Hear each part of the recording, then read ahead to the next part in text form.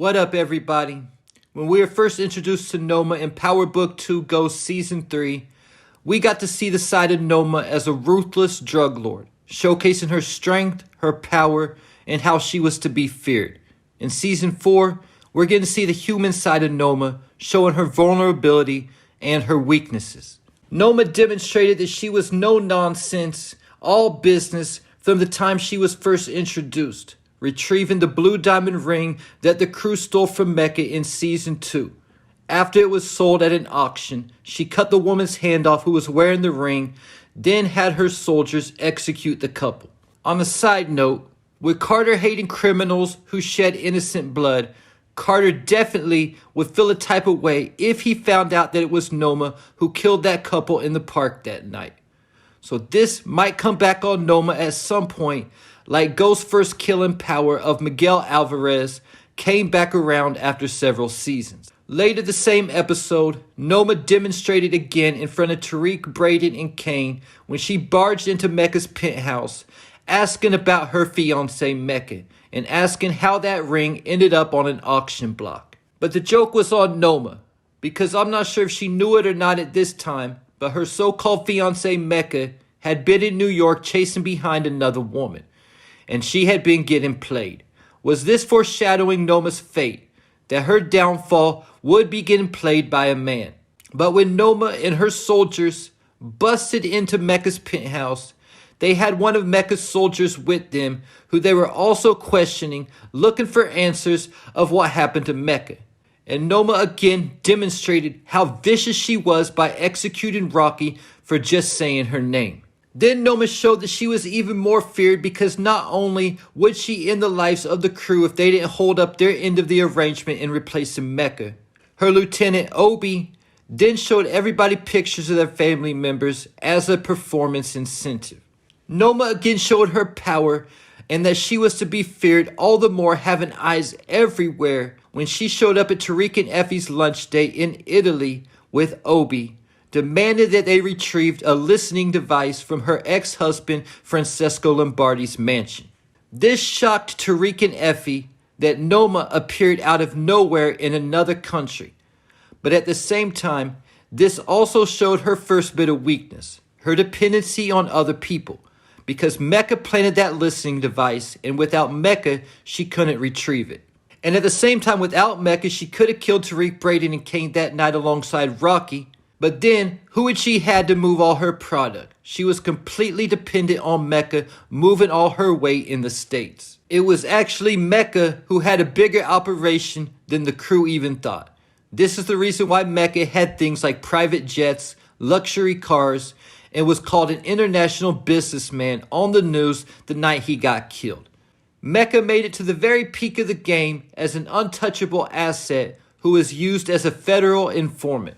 Then in Italy, while retrieving this listening device, we found Noma's one true weakness, her daughter that she had with her ex-husband, Lombardi, named Anya Covington.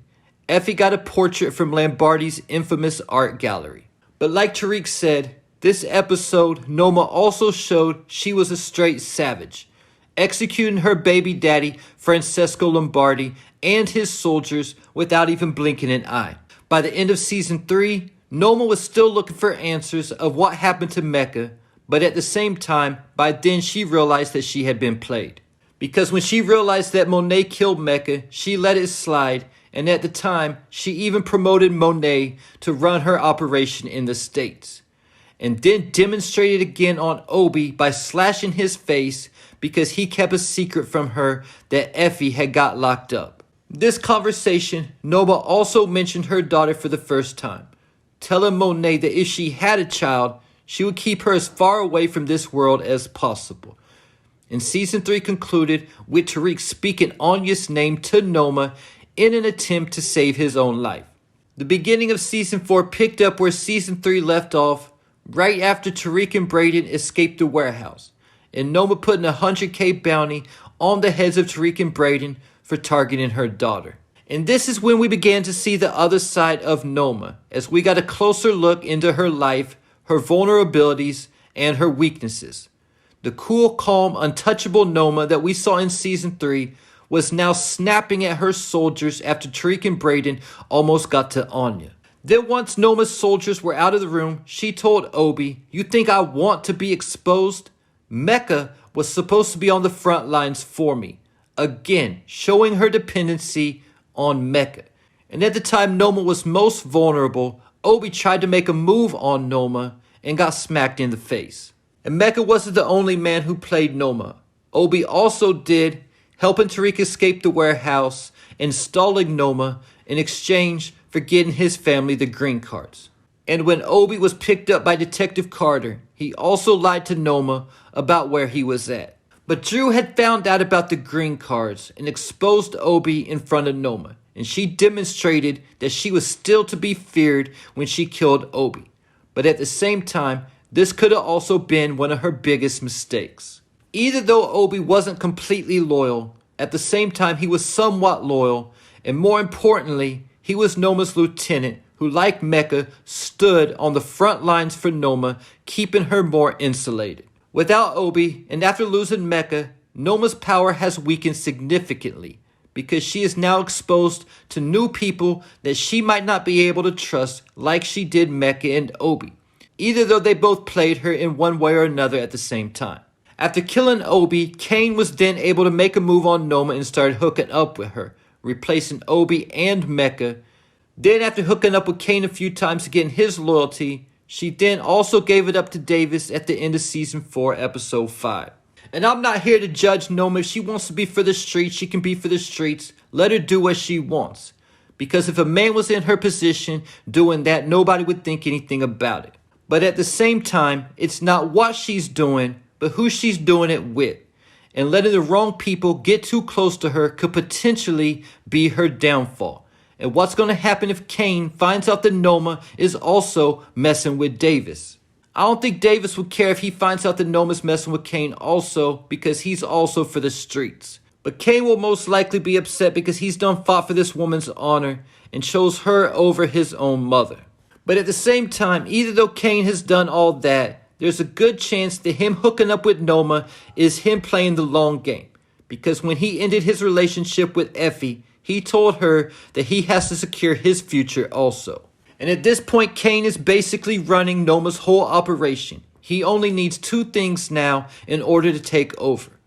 An intro to Noma's plug, which is still one of the biggest mysteries of the Power Universe in itself, who Noma actually works for. But once Kane gets the intro to Noma's plug, all he has to do then is take out Noma, and he could replace her seamlessly. And now that she's let Kane that close to her, he could easily take her out himself, or drop her location for someone else to take her out so he keeps his hands clean. While with Davis, we don't know his full motive because we didn't hear his full conversation with Tariq. But what we do know is that Tariq sent Davis to Noma for a reason. So we still also have to see what the long game is that Davis and Tariq have planned for Noma.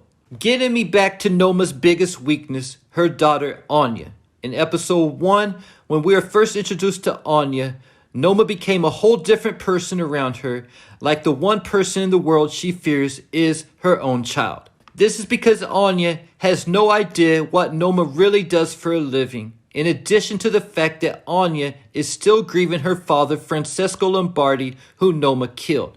And Noma is using his death to have protection all around Anya ever since Tariq threatened her. Episode 3, we saw Noma become a different person in front of Anya again, with Kane and Effie standing right there watching. Anya even asked who they were. So Noma's two worlds are getting way too close for her comfort. Then at the end of episode 4, Tariq just happened to see Anya at the club. The two then took shots together until they left the club and went back to Tariq's dorm and hooked up.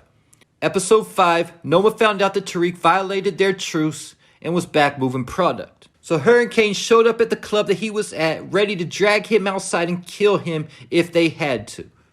The ruthless Season 3 Noma was back. That is until Tariq saw Anya walking into the club after he texted her earlier in the day and asked her if she could come.